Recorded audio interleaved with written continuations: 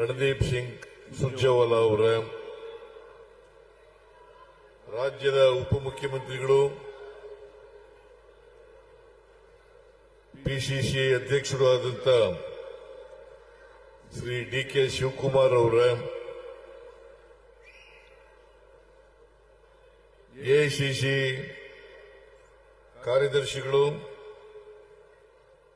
ಕಾರ್ಯದರ್ಶಿಗಳಾದಂತ ಶ್ರೀ ಅಭಿಷೇಕ್ ದತ್ತಾ ಅವರ,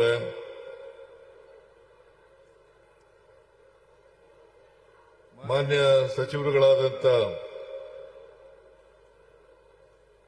ಬೆಂಗಳೂರು ನಗರ ಜಿಲ್ಲೆ ಉಸ್ತುವಾರಿಗಳಾದಂತ ಶ್ರೀ ಕೆ.ಎಚ್. ಮುನಿಯಪ್ಪನವರ, ಕೋಲಾರ ಜಿಲ್ಲೆ ಉಸ್ತುವಾರಿಗಳಾದಂತ ಬೈರತಿ ಸುರೇಶ್ ಅವರ, ಚಿಕ್ಕಬಳ್ಳಾಪುರ ಉಸ್ತುವಾರಿಗಳಾದಂತ ಶ್ರೀ ಎಂ.ಸಿ. ಸುಧಾಕರ್ ಅವರ, ಸಣ್ಣ ನೀರಾವರಿ ಸಚಿವರಾದಂತ ಶ್ರೀ ಬೋಸರಾಜು ಅವರ, ಕೋಲಾರ ಜಿಲ್ಲೆಯ ಬೆಂಗಳೂರು ನಗರ ಜಿಲ್ಲೆಯ ಹಾಗೂ ಚಿಕ್ಕಬಳ್ಳಾಪುರ ಜಿಲ್ಲೆಯ ಎಲ್ಲ ಶಾಸಕ ಮಿತ್ರರೇ, ವೇದಿಕೆ ಮೇಲಿರ್ತಕ್ಕಂಥ ಎಲ್ಲ ಶಾಸಕ ಮಿತ್ರರೇ, ವಿಧಾನ ಪರಿಷತ್ತಿನ ಸದಸ್ಯರುಗಳೇ, ಮಾಜಿ ಶಾಸಕರುಗಳೇ, ವೇದಿಕೆ ಮೇಲಿರ್ತಕ್ಕಂಥ ಎಲ್ಲ ಕಾಂಗ್ರೆಸ್ ಪಕ್ಷದ ಮುಖಂಡರುಗಳೇ, ಇಲ್ಲಿ ಇಷ್ಟು ದೊಡ್ಡ ಸಂಖ್ಯೆಯಲ್ಲಿ ಸೇರಿದ್ದಂತ ಈಗಲೂ ಇರತಕ್ಕಂಥ ಎಲ್ಲ ಆತ್ಮೀಯ ಬಂಧುಗಳೇ, ತಾಯಂದಿರೇ, ಸುದ್ದಿ ಮಾಧ್ಯಮದ ಗೆಳೆಯರೇ, ಈಗಾಗಲೇ ಅನೇಕ ಜನ ನಮ್ಮ ಮುಖಂಡರುಗಳು ಮಾತನಾಡಿದ್ದಾರೆ. ನೀವೆಲ್ಲರೂ ಕೂಡ ಇವತ್ತು ಮನ್ರೇಗಾ ಉಳಿಸಿ ಅಭಿಯಾನದಲ್ಲಿ ಭಾಗವಹಿಸಲಿಕ್ಕೆ ಬಂದಿದ್ದೀರಿ. ಇಷ್ಟೊಂದು ದೊಡ್ಡ ಪ್ರಮಾಣದಲ್ಲಿ ಸಭೆಯನ್ನು ಏರ್ಪಾಡು ಮಾಡಿದಂತ ಕೆ.ಎಚ್. ಮುನಿಯಪ್ಪನವರಿಗೆ, ಬೈರತಿ ಸುರೇಶ್ ಅವರಿಗೆ ಮತ್ತು ಸುಧಾಕರ್ ಅವರಿಗೆ ಹಾಗೂ ಈ ಮೂರು ಜಿಲ್ಲೆಯ ಎಲ್ಲ ಕಾಂಗ್ರೆಸ್ ಸದಸ್ಯರುಗಳಿಗೆ, ಎಂಎಲ್ಎಗಳಿಗೆ ನಾನು ಹೃತ್ಪೂರ್ವಕವಾಗಿ ನಮಸ್ಕಾರಗಳನ್ನ ಬಯಸ್ತಾ ಇದ್ದೇನೆ. ನಾವು ಸ್ವಲ್ಪ ತಡವಾಗಿ ಬಂದು, ಹಾಗಾಗಿ ಈ ಸಭೆ ಪ್ರಾರಂಭ ಆಗೋದು ಕೂಡ ತಡ ಆಯಿತು. ಅದಕ್ಕಾಗಿ ನಮ್ಮೆಲ್ಲರಿಗೆ ಕ್ಷಮಿಸಬೇಕು ಅಂತೇಳಿ ನಿಮ್ಮಲ್ಲಿ ಅತ್ಯಂತ ಕಳಕಳಿಯಿಂದ ಪ್ರಾರ್ಥನೆಯನ್ನ ಮಾಡ್ತೇನೆ. ಇವತ್ತು ಇಡೀ ದೇಶಾದ್ಯಂತ ಮನ್ರೇಗಾವನ್ನು ಉಳಿಸಿ ಅಭಿಯಾನ ಪ್ರಾರಂಭ ಆಗಿದೆ. ಕರ್ನಾಟಕದಲ್ಲೂ ಕೂಡ ಇದು ಪ್ರಾರಂಭ ಆಗ್ತಾ ಇದೆ. ಉದ್ದೇಶ ಏನಪ್ಪಾ ಅಂತಂದ್ರೆ,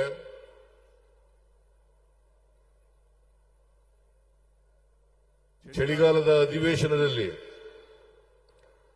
ಕೇಂದ್ರದಲ್ಲಿರ್ತಕ್ಕಂಥ ಭಾರತೀಯ ಜನತಾ ಪಕ್ಷದ ಸರ್ಕಾರ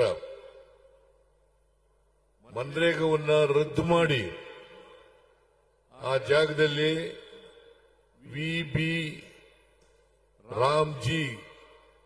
ವಿಬಿಜಿ ರಾಮ್ಜಿ ಗ್ರಾಮೀಣ ಕಾಯ್ದೆಯನ್ನ ಜಾರಿ ಮಾಡಿದೆ. ಈ ಮನ್ರೇಗಾ ಕಾಯ್ದೆಯನ್ನ ರದ್ದು ಮಾಡಬೇಕಾದಂತ ಅಗತ್ಯ ಇರಲಿಲ್ಲ. ಇದು 2005ರಲ್ಲಿ ಮನಮೋಹನ್ ಸಿಂಗ್ ರವರು ಪ್ರಧಾನಮಂತ್ರಿಯಾಗಿದ್ದಾಗ ಶ್ರೀಮತಿ ಸೋನಿಯಾ ಗಾಂಧಿಯವರ ನಾಯಕತ್ವದಲ್ಲಿ ಈ ಕಾಯ್ದೆ ಜಾರಿಯಾಯಿತು. ಉದ್ದೇಶ ಏನಪ್ಪಾ ಅಂತಂದ್ರೆ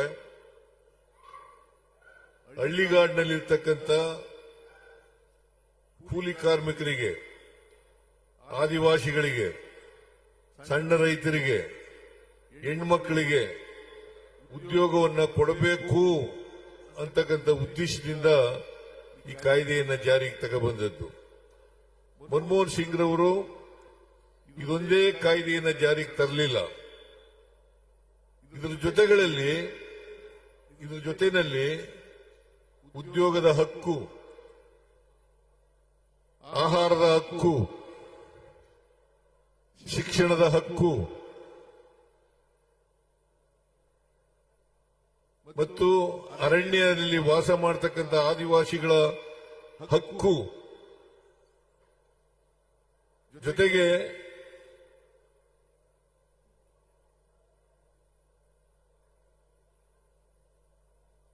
ಈ ಇನ್ಫಾರ್ಮೇಶನ್ ಹಕ್ಕು ಇದನ್ನು ಕೂಡ ಜಾರಿಗೆ ತಗೊಬಂದಿದ್ರು. ಈ ಜಾರಿ ಆದಮೇಲೆ ಇವುಗಳನ್ನೆಲ್ಲ ದುರ್ಬಲಗೊಳಿಸತಕ್ಕಂಥ ಕೆಲಸವನ್ನ ಮಾನ್ಯ ನರೇಂದ್ರ ಮೋದಿಯವರ ಸರ್ಕಾರ ಮಾಡ್ತಾ ಬಂತು. ಜೊತೆಗೆ ಮನ್ರೇಗವನ್ನೇ ಕಿತ್ತಾಕ್ತಕ್ಕಂಥ ಕೆಲಸವನ್ನ ಮಾಡಿದ್ರು. ಇದ್ರ ಬಗ್ಗೆ ಚರ್ಚೆ ಆಗಲಿಲ್ಲ.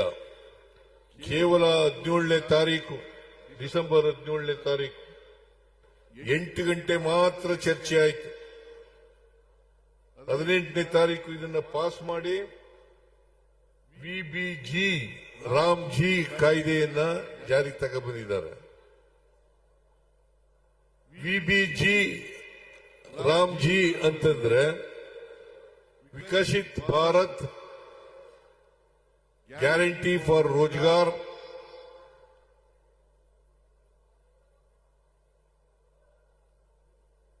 ಅಜೀವಿಕ್ ಮಿಷನ್ ಗ್ರಾಮೀಣ ಅಂತ ಅರ್ಥ. ಈ ಕಾಯ್ದೆಯನ್ನ ಜಾರಿಗೆ ತಂದಿರತಕ್ಕಂಥದ್ದು. ಸುಮಾರು ಈ ಕಾಯ್ದೆಯನ್ನ ಮನ್ರೇಗಾ ಕಾಯ್ದೆಯನ್ನು ರದ್ದು ಮಾಡೋದ್ರಿಂದ ಮನ್ರೇಗಾ ಕಾಯ್ದೆನಲ್ಲಿ 12 ಕೋಟಿ 16 ಲಕ್ಷ ಕೆಲಸಗಾರರು ಕೆಲಸವನ್ನ ಪಡ್ಕೊಳ್ತಾ ಇದ್ರು. ಇದರಲ್ಲಿ ವಿಶೇಷವಾಗಿ ಇವತ್ತು ಹೆಣ್ಮಕ್ಳೇ ಜಾಸ್ತಿ, ಸುಮಾರು 53% ಹೆಣ್ಮಕ್ಳು ಉದ್ಯೋಗವನ್ನ ಪಡ್ಕೊಳ್ತಾ ಇದ್ರು. ಜೊತೆಗೆ ಪರಿಶಿಷ್ಟ ಜಾತಿಯವರು 17% ಮತ್ತು ಪರಿಶಿಷ್ಟ ವರ್ಗದವರು 7%.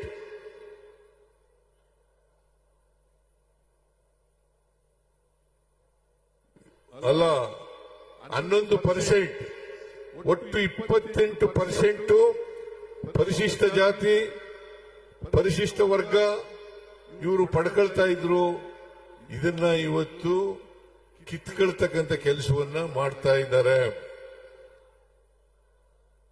20 ವರ್ಷಗಳಿಂದ ಕಾಯ್ದೆ ಜಾರಿಯಲ್ಲಿತ್ತು, ಮನ್ರೇಗಾ ಕಾಯ್ದೆ.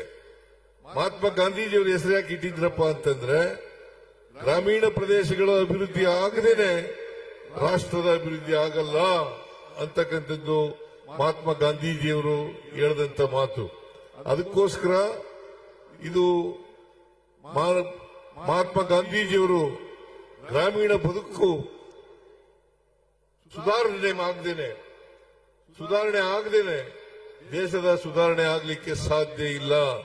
ಅದಕ್ಕೋಸ್ಕರನೇ ಗ್ರಾಮ ಸ್ವರಾಜ್ಯ ಅಂತಕ್ಕಂಥ ಮಾತುಗಳನ್ನ ಹೇಳ್ತಾ ಇದ್ರು. ಈ ಗ್ರಾಮ ಸ್ವರಾಜ್ಯ ಆಗ್ತಕ್ಕಂಥದ್ದು ಆಗ್ಬೇಕಾದ್ರೆ ಹಳ್ಳಿಗಾಡಿನಲ್ಲಿ ಇರ್ತಕ್ಕಂಥ ಕೆಲಸ ಕೇಳ್ತಕ್ಕಂಥವ್ರು, ಕೂಲಿ ಕಾರ್ಮಿಕರು, ಆದಿವಾಸಿಗಳು ಮಹಿಳೆಯರು, ಸಣ್ಣ ರೈತರು ಇವರೆಲ್ಲರಿಗೂ ಕೂಡ ಉದ್ಯೋಗವನ್ನ ಕೊಡ್ತಕ್ಕಂಥ ಕಾಯ್ದೆ ಸುಮಾರು 100 ದಿನಗಳು ಒಂದು ವರ್ಷದಲ್ಲಿ 100 ದಿನಗಳು ಉದ್ಯೋಗ ಗ್ಯಾರಂಟಿ ಖಾತ್ರಿ ಆಗ್ತಕ್ಕಂಥ ಕೆಲಸವನ್ನ ಮಾಡ್ತಾ ಇದ್ರು. ಯಾರೇ ಉದ್ಯೋಗ ಬೇಕಾದವರು ಅವರ ಗ್ರಾಮದಲ್ಲಿ ಅವರ ಪಂಚಾಯಿತಿನಲ್ಲಿ ಕೆಲಸ ಬೇಕು ಅಂತ ಹೇಳಿದ್ರೆ ಅರ್ಜಿ ಹಾಕಿದ್ರೆ ಆ ಕೆಲಸವನ್ನ ಕೊಡಲೇಬೇಕಾಗಿತ್ತು. ಕೊಡದೆ ಹೋದ್ರೆ ಭತ್ಯವನ್ನ ಕೊಡ್ತಕ್ಕಂಥ ಕೆಲಸವನ್ನ ಮಾಡಬೇಕಾಗಿತ್ತು. ಇಂಥ ಕಾಯ್ದೆಯನ್ನ ಕಿತ್ತಾಕ್ತಕ್ಕಂಥ ಕೆಲಸವನ್ನ ಮಾಡಿದ್ದಾರೆ. ಈ ಉದ್ಯೋಗ ಬೇಕು ಅನ್ನೋದನ್ನ ತೀರ್ಮಾನ ಮಾಡತಕ್ಕಂಥದ್ದು ಗ್ರಾಮ ಪಂಚಾಯಿತಿಗಳು ಮತ್ತು ಗ್ರಾಮ ಸಭೆಗಳು. ಇದನ್ನ ಈ ಅಧಿಕಾರವನ್ನ ಕಿತ್ತಾಕಿದ್ದಾರೆ. ಈಗ 365 ದಿನದಲ್ಲಿ ಯಾವಾಗ ಬೇಕಾದ್ರೂ ಕೂಡ ಕೆಲಸ ಕೇಳಬಹುದಾಗಿತ್ತು. ಈಗ 60 ದಿನಗಳು ವ್ಯವಸಾಯದ ದಿನಗಳಲ್ಲಿ ವ್ಯವಸಾಯದ ಚಟುವಟಿಕೆಗಳು ಪ್ರಾರಂಭ ಆದಾಗ ಕೊಡಗಿಲ್ಲ, 60 ದಿನಗಳು ಕೊಡಗಿಲ್ಲ. ಜೊತೆಗೆ ಕೆಲಸ ತೀರ್ಮಾನ ಮಾಡತಕ್ಕಂಥದ್ದು ಕೇಂದ್ರ ಸರ್ಕಾರ. ಕೇಂದ್ರ ಸರ್ಕಾರದಲ್ಲಿ ಇಂಥ ಪಂಚಾಯತಿನಲ್ಲಿ ಕೆಲಸ ಆಗಬೇಕು ಅಂತಂದ್ರೆ ಆ ಕೆಲಸಕ್ಕೆ ಅನುದಾನ ಕೊಟ್ಟಾಗ ಮಾತ್ರ ಪ್ರಾರಂಭ ಆಗ್ತದೆ. ಇಲ್ಲದೆ ಹೋದ್ರೆ, ಅನುದಾನ ಕೊಡದೆ ಹೋದ್ರೆ ಅಲ್ಲಿ ಕೆಲಸ ಆಗೋದಿಲ್ಲ. ಆದ್ರಿಂದ ಉದಾಹರಣೆಗೆ ನಮ್ಮ ಪಂಚಾಯತಿನಲ್ಲಿ ಕೆಲಸ ಕೊಡ್ತೀವಿ ಅಂತ ಹೇಳ್ತೀವಿ, ಕೇಂದ್ರ ಸರ್ಕಾರ ತೀರ್ಮಾನ ಮಾಡಿದ್ರೆ ನಮ್ಮ ಪಂಚಾಯತಿನಲ್ಲಿ ಕೆಲಸ ಆಗಬಹುದು. ಅಥವಾ ನಿಮ್ಮ ಪಂಚಾಯತಿನಲ್ಲಿ ಕೆಲಸ ಇಲ್ಲ ಅಂತಂದ್ರೆ ಕೆಲಸ ಇಲ್ಲ. ಒಂದ್ ಕಡೆ ಗ್ರಾಮ ಪಂಚಾಯತಿನಲ್ಲಿ ಕೆಲಸ ಕೊಡಬೇಕು, ಇನ್ನೊಂದು ಪಂಚಾಯತಿನಲ್ಲಿ ಗ್ರಾಮ ಪಂಚಾಯತಿನಲ್ಲಿ ಕೆಲಸ ಇರೋದಿಲ್ಲ. ಸೊ ಇದು ಈ ಹೊಸ ಕಾಯ್ದೆ ವಿಬಿಜಿ ರಾಮ್ಜಿ ಕಾನೂನಲ್ಲಿ ಮಾಡಿರ್ತಕ್ಕಂಥ ಕೆಲಸ. ಅದಕ್ಕೋಸ್ಕರ ನಾವು ಮನ್ರೇಗವನ್ನೇ ಮುಂದುವರಿಸಬೇಕು ಅಂತಕ್ಕಂಥದ್ದು ಕಾಂಗ್ರೆಸ್ ಪಕ್ಷದ ತೀವ್ರ ಒತ್ತಡ ಅಂತಕ್ಕಂಥ ಮಾತುಗಳನ್ನ ಈ ಸಂದರ್ಭದಲ್ಲಿ ಹೇಳಲಿಕ್ಕೆ ಬಯಸ್ತಾ ಇದ್ದೇನೆ. ಜೊತೆಗೆ ನಮ್ಮ ಮನ್ರೇಗಾ ಕಾಯ್ದೆನಲ್ಲಿ ಕಾಂಟ್ರಾಕ್ಟ್ಗಳಿರಲಿಲ್ಲ. ಈಗ ಅಪರೋಕ್ಷವಾಗಿ ಕಾಂಟ್ರಾಕ್ಟ್ಗಳು ಬರ್ತಾರೆ ಅಂತಕ್ಕಂಥ ಮಾತುಗಳನ್ನ ಈ ಸಂದರ್ಭದಲ್ಲಿ ನಾವೆಲ್ಲರೂ ಕೂಡ ಜ್ಞಾಪಕ ಇಟ್ಕೋಬೇಕಾಗ್ತದೆ. ಅದರಿಂದ ಈ ಮನ್ರೇಗಾ ಕಾಯ್ದೆನಲ್ಲಿ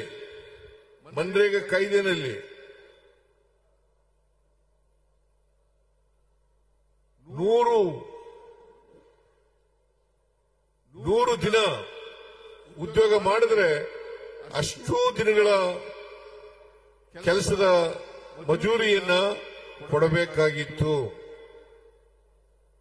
ಸಾಮಗ್ರಿಗಳಿಗೆ ಮಾತ್ರ 10% ಕೊಡ್ತಕ್ಕಂಥ ಕೆಲಸವನ್ನು ಮಾಡ್ತಾ ಇದ್ರು. ಈಗ ರಾಜ್ಯ ಸರ್ಕಾರ 40% ಕೊಡಬೇಕು, ಕೇಂದ್ರ ಸರ್ಕಾರ 60% ಕೊಡಬೇಕು ಅಂತ ಈ ಹೊಸ ಕಾಯ್ದೆನಲ್ಲಿ ಮಾಡಿದ್ದಾರೆ. ಅದರಿಂದ ರಾಜ್ಯ ಸರ್ಕಾರಗಳ ಹಿತ ಕಾಪಾಡೋದ್ರಲ್ಲಿ ಸಂಪೂರ್ಣವಾಗಿ ಕೇಂದ್ರ ಸರ್ಕಾರ ಮರೆತಿದೆ ಅಂತಕ್ಕಂಥ ಮಾತುಗಳನ್ನ ಈ ಸಂದರ್ಭದಲ್ಲಿ ಹೇಳಲಿಕ್ಕೆ ಬಯಸ್ತಾ ಇದ್ದೇನೆ. ಅದರಿಂದ ನಾವು ಈ ಕಾಯ್ದೆಯನ್ನ ಉಳಿಸಬೇಕಾದದ್ದು, ರಕ್ಷಣೆ ಮಾಡ್ಕೋಬೇಕಾಗಿರ್ತಕ್ಕಂಥದ್ದು ಅತ್ಯಂತ ಅವಶ್ಯ, ಅನಿವಾರ್ಯ ಅಂತಕ್ಕಂಥ ಮಾತುಗಳನ್ನ ಈ ಸಂದರ್ಭದಲ್ಲಿ ತಾವೆಲ್ಲರೂ ಕೂಡ ಅರ್ಥ ಮಾಡ್ಕೊಂಡಿದ್ದೀರಿ ಅಂತಕ್ಕಂಥದ್ದು ನನ್ನ ಭಾವನೆ. ಅದರಿಂದ ಇಡೀ ದೇಶದಲ್ಲಿ ಕಾಂಗ್ರೆಸ್ ಪಕ್ಷ ಮನ್ರೇಗಾವನ್ನು ರಕ್ಷಣೆ ಮಾಡಲಿಕ್ಕೋಸ್ಕರ ಅದನ್ನ ಉಳಿಸ್ಕೊಳ್ಳಿಕ್ಕೋಸ್ಕರ ನಾವು ಹೋರಾಟವನ್ನ ಮಾಡ್ತಾ ಇದ್ದೀವಿ ಅಂತಕ್ಕಂಥ ಮಾತುಗಳನ್ನ ಈ ಸಂದರ್ಭದಲ್ಲಿ ಹೇಳಲಿಕ್ಕೆ ಬಯಸ್ತಾ ಇದ್ದೇನೆ. ನಮ್ಮ ಬೇಡಿಕೆಗಳು ಪ್ರಮುಖವಾಗಿ ವಿಕಸಿತ ಭಾರತ್ ರಾಮ್ಜಿ ಕಾಯ್ದೆಯನ್ನು ಸಂಪೂರ್ಣವಾಗಿ ರದ್ದುಗೊಳಿಸಬೇಕು. ಮಹಾತ್ಮ ಗಾಂಧಿ ರಾಷ್ಟ್ರೀಯ ಗ್ರಾಮೀಣ ಉದ್ಯೋಗ ಖಾತ್ರಿ ಯೋಜನೆಯನ್ನ ಮನ್ರೇಗಾವನ್ನ ಮರು ಜಾರಿಗೊಳಿಸಬೇಕು. ಬಹುಶಃ ನಿಮ್ಗೆಲ್ರಿಗೂ ಕೂಡ ಗೊತ್ತಾಗಿದೆ ಅಂತಕ್ಕಂಥದ್ದು ನನ್ನ ಭಾವನೆ. ಆದ್ದರಿಂದ ವಿಕಸಿತ ಭಾರತ ರಾಮ್ಜಿ ಕಾಯ್ದೆಯನ್ನು ಸಂಪೂರ್ಣವಾಗಿ ರದ್ದುಗೊಳಿಸಬೇಕು. ಇವು ನಮ್ಮ ಬೇಡಿಕೆಗಳು. ಮಹಾತ್ಮ ಗಾಂಧಿ ರಾಷ್ಟ್ರೀಯ ಗ್ರಾಮೀಣ ಉದ್ಯೋಗ ಖಾತ್ರಿ ಯೋಜನೆಯನ್ನ ಮರು ಜಾರಿಗೊಳಿಸಬೇಕು. ಜನರ ಉದ್ಯೋಗದ ಹಕ್ಕನ್ನು ಪುನರ್ಸ್ಥಾಪಿಸಬೇಕು. ಜನರ ಉದ್ಯೋಗದ ಹಕ್ಕನ್ನ ಮರುಸ್ಥಾಪಿಸಬೇಕು. ಪಂಚಾಯಿತಿಗಳ ಸ್ವಯಂ ಆಡಳಿತದ ಹಕ್ಕನ್ನು ಮರುಸ್ಥಾಪಿಸಬೇಕು. ದೇಶಾದ್ಯಂತ ದಿನಕ್ಕೆ 400 ರೂಪಾಯಿ ಕನಿಷ್ಠ ವೇತನವನ್ನು ನೀಡಬೇಕು. ಇದು ನಮ್ಮ ಬೇಡಿಕೆಗಳು. ಈ ಬೇಡಿಕೆಗಳು ಈಡೇರೋವರೆಗೆ ನಮ್ಮ ಆಂದೋಲನ ನಿಲ್ಲದಿಲ್ಲ ಅಂತಕ್ಕಂಥ ಮಾತುಗಳನ್ನ ಈ ಸಂದರ್ಭದಲ್ಲಿ ಹೇಳಲಿಕ್ಕೆ ಬಯಸ್ತಾ ಇದ್ದೇನೆ. ಹೇಗೆ ರೈತರ ವಿರೋಧಿ ಕಾಯ್ದೆಗಳನ್ನ ಕೇಂದ್ರ ಸರ್ಕಾರ ಜಾರಿಗೆ ತಂದಾಗ ಹೋರಾಟ ಮಾಡಿದ್ರು, ಅದೇ ರೀತಿ ನಾವು ಕೂಡ ಹೋರಾಟ ಮಾಡ್ತೇವೆ ಅಂತಕ್ಕಂಥ ಮಾತುಗಳನ್ನ ಈ ಸಂದರ್ಭದಲ್ಲಿ ಹೇಳಲಿಕ್ಕೆ ಬಯಸ್ತಾ ಇದ್ದೇನೆ. ಅದರಿಂದ ಮನ್ರೇಗಾ ಪುನಃಸ್ಥಾಪನೆ ಆಗಬೇಕು. ಅದು ಆಗೋವರೆಗೂ ಕೂಡ ನಮ್ಮ ಹೋರಾಟ ನಿಲ್ಲದಿಲ್ಲ. ನೀವೆಲ್ಲರೂ ಕೂಡ ತಯಾರಾಗಿದ್ದೀರಾ ನೀವೆಲ್ಲರೂ? ಇದು ಹಳ್ಳಿಗಾಡಿನಲ್ಲಿ ನಡೀತಕ್ಕಂಥ ಕಾರ್ಯಕ್ರಮ, ಹಳ್ಳಿಗಾಡಿನ ಜನರಿಗೆ ಕೊಡ್ತಕ್ಕಂಥ ಕಾರ್ಯಕ್ರಮ. ಆದ್ರಿಂದ 16 ಲಕ್ಷ ಏನು ಕೂಲಿ ಕಾರ್ಮಿಕರಿದ್ರು ಅವರೆಲ್ಲರಿಗೂ ಕೂಡ ಇವತ್ತು ಈ ಕಾಯ್ದೆಯನ್ನ ತಂದು ಮನ್ರೇಗಾವನ್ನ ನಾಶ ಮಾಡಿ ಈ ಹಳ್ಳಿಗಾಡಿನ ಜನರ ಕೆಲಸವನ್ನ ಕಿತ್ಕೊಳ್ತಕ್ಕಂಥ ಕೆಲಸವನ್ನ ಮಾಡಿದ್ದೆ. ಆದ್ರಿಂದ ದಯಮಾಡಿ ತಾವೆಲ್ಲರೂ ಕೂಡ ಈ ಹೋರಾಟದಲ್ಲಿ ಭಾಗವಹಿಸಬೇಕು, ಕಾಂಗ್ರೆಸ್ ಜೊತೆ ಸಹಕರಿಸಬೇಕು. ನೀವೆಲ್ಲರೂ ಕೂಡ ಬಹಳ ದೊಡ್ಡ ಪ್ರಮಾಣದಲ್ಲಿ ಇಲ್ಲಿ ಬಂದಿದ್ರಿ. ಆದರೆ ನಾವು ತಡವಾಗಿ ಬಂದದ್ರಿಂದ ನೀವೆಲ್ಲರೂ ಕೂಡ ಅನೇಕ ಜನ ಹೊರಟೋಗಿದ್ದಾರೆ ಈಗ. ಆದರೂ ಕೂಡ ಇಂಥ ಯಶಸ್ವಿ ಕಾರ್ಯಕ್ರಮ ಆಗ್ಲಿಕ್ಕೆ ಶ್ರಮಿಸಿದಂತ ಎಲ್ಲ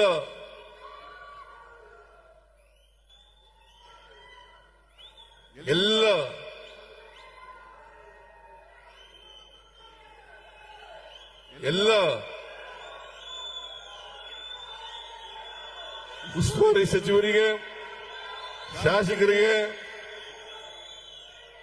ನಮಸ್ಕಾರಗಳನ್ನ ಹೇಳಿ ನಿಮಗೆಲ್ಲ ವಂದನೆಗಳನ್ನ ಹೇಳ್ತಾ ನನ್ನ ಮಾತನ್ನ ಮುಗಿಸ್ತೇನೆ. ಜೈ ಹಿಂದ್, ಜೈ ಕರ್ನಾಟಕ, ಜೈ ಸಂವಿಧಾನ. ಮಾನ್ಯ ಮುಖ್ಯಮಂತ್ರಿಗಳಿಗೆ ಈಗ ಜಿಲ್ಲಾ ವಕೀಲರ ಸಂಘ ಚಿಕ್ಕಬಳ್ಳಾಪುರ ನಗರಸಭೆಯಿಂದ ಸನ್ಮಾನ ಮುಖ್ಯಮಂತ್ರಿಗಳಿಗೆ, ಉಪಮುಖ್ಯಮಂತ್ರಿಗಳಿಗೆ ಮತ್ತು ಸುರ್ಜೇವಾಲಾ ಅವರಿಗೆ ದಯವಿಟ್ಟು ವೇದಿಕೆಯಲ್ಲಿರ್ತಕ್ಕಂಥ ಮುಖಂಡರು ದಯವಿಟ್ಟು ಹಿಂದೆನೇ ಇರಬೇಕು ದಯವಿಟ್ಟು. ಆಮೇಲೆ ಇದಾದ್ಮೇಲೆ ತಾಲೂಕು ಕುರುಬರ ಸಂಘ ಹಾಗೂ ಇತ್ತೀಚೆಗೆ ಹೊಸದಾಗಿ ಸ್ಥಾಪನೆ ಆಗಿರ್ತಕ್ಕಂಥ ಚಿಕ್ಕಬಳ್ಳಾಪುರ ಹಾಲು ಒಕ್ಕೂಟದ ನಮ್ಮ ಎಲ್ಲ ನಿರ್ದೇಶಕರಿಂದ